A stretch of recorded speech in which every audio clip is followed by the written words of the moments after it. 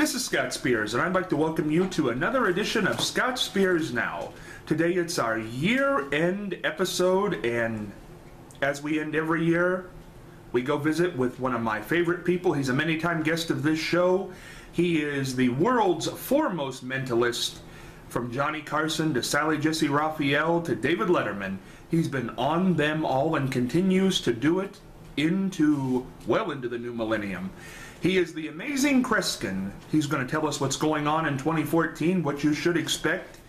Going to be a very interesting show. And remember, in May, he was on this program and for the first time announced that Hillary Clinton will run for president in 2016. She hasn't announced it yet, but he made that announcement on this show first. So you got to stay tuned. Who knows what he's going to say today?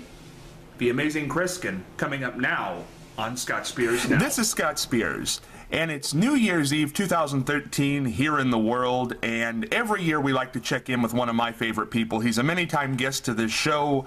He is the world's foremost mentalist, from Johnny Carson to Merv Griffin to many shows over the years. He's still out there getting it done in 2013 as we head into 2014 with some predictions.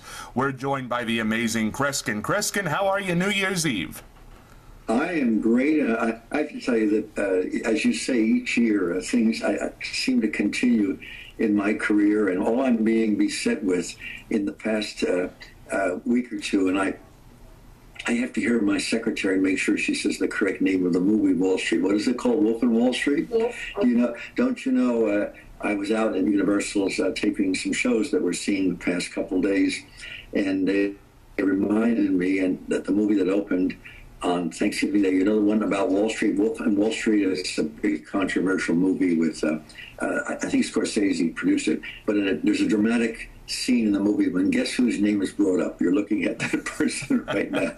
Well, so I can't even forecast the next scenario I'm going to be put in, but thank God I wasn't referred to as a wife beater or a terrorist, Scott. Exactly right. Your name has definitely become part of American culture, pop culture, and I think that's great. And I thank you again for the Christmas card, which you send out every year. Well, you're very welcome. It's going to be an exciting year ahead of us. It's going to be a challenging year for this country, and in spite of a couple of things that I'm going to relate to you, I don't want to have anyone looking in things that I'm looking at the country in a downing or a downer way, because we have survived some of the greatest challenges, and for the young people listening in, they need to think in terms of challenges and borrow a little information from our founding fathers, whether it be Ben Franklin, George Washington, what have you. I'm not living in the past because, believe it or not, it's controversial, but I was not alive at that time. But the truth of the matter is they didn't quite know what the word entitlement was, because both Washington, and I've read 1,000 pages of even Churchill, who's not a part of this country, but I think the greatest statesman of the last century. But the bottom line is freedom is not for free. And it was part of the philosophy of this country that we give something back for the success and the building and the sustaining. And that needs to be kept in mind, which is something, bless his soul, JFK talked about. Absolutely right. I think a lot of people would agree with you, Kreskin. Let's get into it. I know we're on limited time. Very busy day for you. What's going to happen in 2014, United States of America? My first prediction, and I put my head to my hand like this and chagrin us. This is a prediction I'd like to create, because we have to have some humor and look at things in some way. I'd like to predict, and I think some entrepreneur, because it's entrepreneurs that have saved the country, and I've read over 1,000 biographies in my life, and that have really made some of the greatest changes and advancements. I'd like to see the day that we're going to have earplugs offered in movie theaters. And the reason I say this is my life is spent reading people's thoughts, appearing in theaters, concert halls, private bookings, homes of CEOs and what have you for performances. And movies are getting damn loud and noisy. I don't want to talk about the last Superman movie, but if you had a hearing deficiency, it was either cured or completely removed because the last hour was so noisy you had to put your fingers in your ear. Now, I understand the movie writing has diminished so greatly and has become so poor in many stories that to fill 2 hours or what have you, the last 45 minutes is often violent explosion, person banging into buildings and what have you. So let's just say, with a slight tongue-in-cheek, the sale of earplugs in the movie theaters. But I'll tell you, on the serious side, let's look at a situation which has been around the corner and has beset precedents in recent years as far back as Kennedy.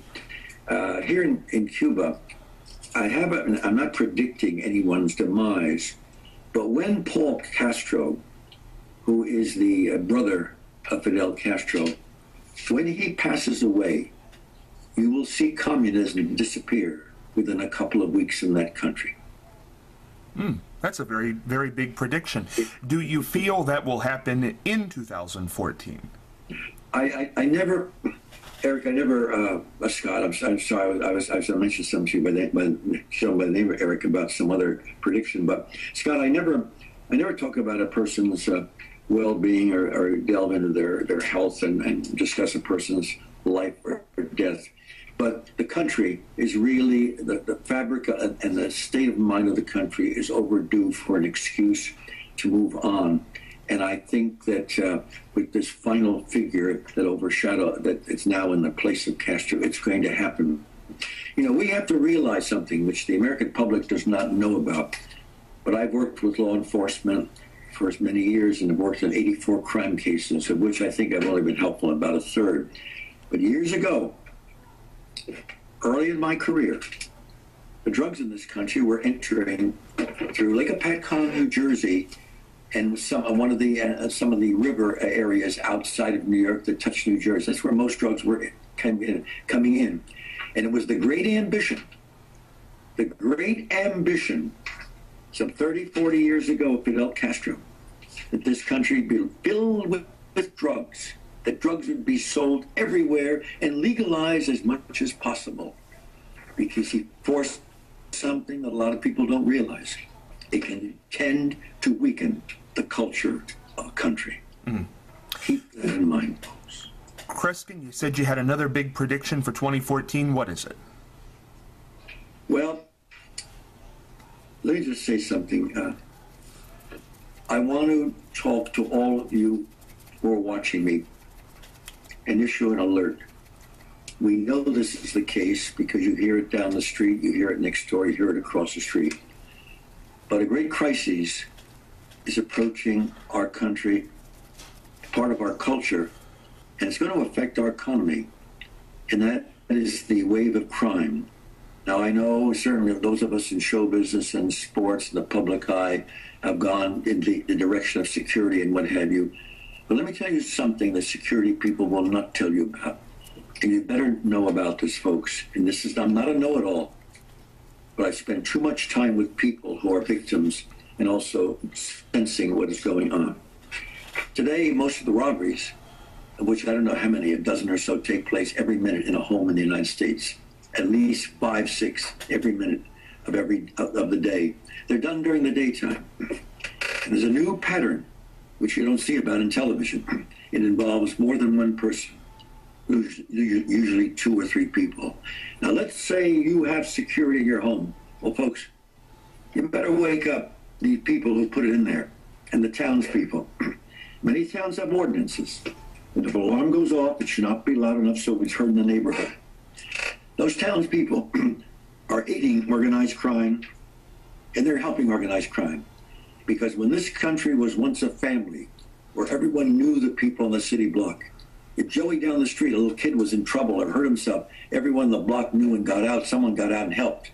Therefore, if an alarm went off, because you have children, you have family, you became alerted, wanted to get to the police as fast as the person who's calling from the alarm company. Well, let me tell you something about the alarms. And you need to know this because this is crisis information. Today, the philosophy is, if you have a heavy alarm system, you're a celebrity or a person just in business or has their house set up, and your house is broken into in the daytime, and the alarm goes off, the criminals do not leave. They ransack the house for 8.5 minutes and then leave because they know that the police cannot get to the house in any faster amount of time. I've given something to the viewers I think is very important for them to be aware of. Now I got one major thing to talk about that deals with show business and the NFL players and what have you, but also it is affecting us today. Some of the interviewers have asked me, from Lindsay Lohan to all the people, and Mario, my picture here has gotten dark, but I think everything is. Can you still see me, Scott? Are you all right there? We're good. We're good. Okay? Good. That's fine, Scott. I want to tell you, with so many of them on drugs, and I had about a dozen on one interview show I did. Let me tell you my warning to them and to the NFL players who we know when they leave the game and retire, about a fifth of them within a few years end up penniless, partly because of drugs, partly because their money wasn't handled properly. Let's talk about the drugs and the entertainers, and then think about people around us. You entertainers, I'd be willing to sit down and talk to you. Yeah, all you guys and gals, we see your list now. What's it, 12 of you, 14 that have been going into drug rehab? Oh, yeah. Those plush buildings, those expensive places. You may have a riding range as you're being treated for your drug problem. BS. If you folks knew in the United States the success of drug rehabs in the United States today, it is one of the greatest hidden scandals. It is not much above 0%. Did you hear me? Not much about 0%. Oh, by the way, you folks undergoing drug therapy in the show business, because I'm in show business, I don't mean this negatively. I hope it works for you. I really pray it works. It won't. The likelihood it will not work, because when you leave, you're leaving the plushness, and you're going back to the setting and the lifestyle and the people who helped you continue your drug process, because it never was done quite alone. That we in society today need to understand. Certainly, I think a very important issue, Kreskin. In the few minutes we have left here as we head into 2014, I do want to throw some things at you in a rapid-fire fashion, because last time you were on the program, I'm sure you will remember this, you said for the first time that Hillary Clinton will run for president. I said it on your program. Yeah, first. By the way, yours was I was asked by it many other times after that, but yes, on that date in May, it was the first time, and there was a lot of doubt because of other factors. We won't go into it now, but let's face it, she's a tremendous contender now. I'm not saying my position one way. I don't mean it that way. I've been with her, and she's a remarkable in person. As I said when I spoke to you the last time and said that she would run for office, she really does have a very strong charisma. Now, whether we talk about today's president or her or future potentials, that doesn't necessarily mean that they will be successful practicing in office. But she's going to be a very powerful contender, and yes, she will run. Let me say this then, Kreskin. On the other side, we have Jeb Bush, Chris Christie. Are they going to run? Well, I'm going to tell you something. I'm from New Jersey, and I'm impressed with Governor Christie. I'm not talking about his position in handling certain issues or what have you, but he's a dynamic gentleman. He says it like it is. And I was invited to a private party, not a private appearance of his here in this area a month or so ago. And the picture, people go on my line, is we're laughing and almost hugging, and the bottom line it says on it is, "I told you so." I did foresee that he would win the governorship and so forth. I think he's a very, very viable person today, and I think that the spirit that he shows is he just doesn't play games and double talk. He just says it like it is, which of course makes friends and makes enemy at the same time. But yes, he's going to be a very strong. And we have to understand something. And let's not belabor this factor. I hope our young people are, in my opinion, the only people that are going to save this country, and some will come along. I can't pick someone right now in Congress, the United States Senate. And I'm not knocking everybody in Congress, the United States Senate. Don't anyone feel I have any prejudice. I wish that most of them had been on the Titanic.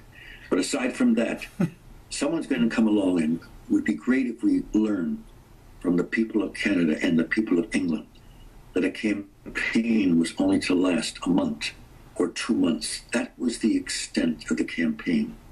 And money, not too many years ago, not when I was growing up, but not too many years ago, if a tremendous amount of money out of nowhere from a company came into a contender's coffers here in the United States, that would be something worthy of investigation legally. Today, you can have millions spent, given to one person by a company or individuals. So today, you can now buy the position you're running for. Our founding fathers, Ben Franklin and Washington, would be turning over in their grave at this disgraceful condition. It certainly is different than what it should be. But will Chris Christie and Jeb Bush throw their hat in as you feel Hillary will? Yes. Both yes, of them. They will. Both of them. Okay. Let's just say Chris Christie will. Chris Christie will. Not sure about Jeb Bush. I'm not sure. Okay. You gotta ask me that clearly, because what do you think of a mind reader? But no, I can't state. A lot. I understand. Coming up in February, we've got an event that has made a lot of people nervous. It is the Winter Olympics over in Russia. What's going to happen there? Is everything going to be safe? Well, you hit a tender point with me, because not too many years ago, I was scheduled to tour all of Russia, and the person who booked the tours of Russia came to see me perform in another part of the country, and it was very exciting because I was the first person in history since Stalin's era in my field that would have been allowed to tour that country. Stalin allowed only one other person, whom he met him when he was in power, and he allowed to perform. That Christmas Eve here at my house, when I had friends for a party, my secretary said, "Thank God, Kreskin, you've just been blessed by timing." Just a few days before I was to leave, the government of Russia collapsed. And like some CBS correspondents, had I left earlier, I would have been in some town, unable to communicate with the Western world, and maybe stuck there for many, many weeks. That's how pressures like that can really throttle Westerners. And I worry. I very, very seriously worry about the people attending the Olympics, people traveling there by train and what other means, because the terrorists have become like kamikaze pilots that I knew about when I was a kid, when Japan was part of the Axis powers. They are willing to blow up anything on the way to anywhere. This is going to be a very traumatic and trying time. Does that feel definite as we head into the Olympics? Is it a possibility? Well, I will only say this for myself. If I were attending the Olympics, I would still go, but I would have massive more security than I've ever dreamt of having to protect myself, and I mean that sincerely. This is not games that are being played. When you have a value of life willing to be used as a political pawn, then you got something to contend with, which we here in the United States are not used to. We're used to all kinds of weapons, but we're really not used to a human being used as a weapon. And until it happens in this country, and it will take place, we don't fully understand. And you know what? In the spirit of broadcasting, and you do an excellent job, and I enjoy talking with you. As a matter of fact, in about a month, you want to touch base with me, because I have something very exciting and dramatic to announce that I can't talk about now. But let's just say, regarding the coming year with the 14 on it, we're going to make it a special year, each person their own way. And I'm not going to say goodbye to you, but in the spirit of broadcasting, let's just say, to be continued. To be continued. Take care, the amazing Kreskin, Happy New Year, and we will talk again soon. Thank you, Kreskin. Great. Bye-bye. I sure hope you enjoyed this visit with the amazing Kreskin. Always one of my favorite people. Can you believe? Could Cuba and the United States' relationship be getting better? Will something happen at the Olympics just a few short weeks away? I certainly hope not. Chris Christie? Kreskin says he's going to run. We flipped to the other side of the aisle and got their choice. Holy mackerel, and be careful, be careful, be careful, that 8.5-minute rule. From the time the siren goes off till the cop gets to your home, you got to be aware of that. So much to talk about with the amazing Kreskin. But for this episode of Scott Spears Now, and for this year, 2013, I say make it a great 2014. We'll be back with you in 2014 with all kinds of great programming. Remember to check us out on the internet, Scott Spears Now. Just go to Facebook, type that in, and like us, and you can get all the up-to-date information. Happy New Year. Enjoy. See you next year. Scott Spears heading for the dugout.